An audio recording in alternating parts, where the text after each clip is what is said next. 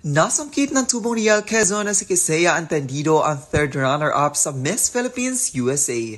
Bit-bit nito sa kompetisyon ng kanyang advokasya na Healthcare for All Bridging the Gap na may layo na makapagbigay ng fair at accessible healthcare services sa mga indigent communities at liblib na lugar.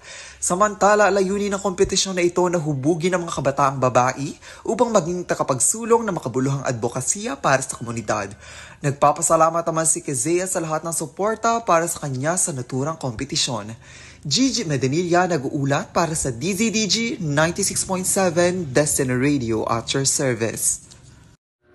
Patay ang isang lalaki matapos itong makuryente sa Barangay Patabog, Mulanay, Quezon itong Lunes, Hulyo 29.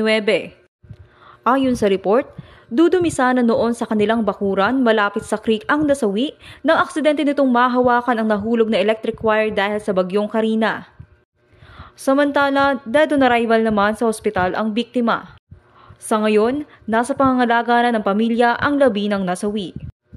Velma Rasiga nag-uulat para sa DZDG 96.7 Destiny Radio at your service.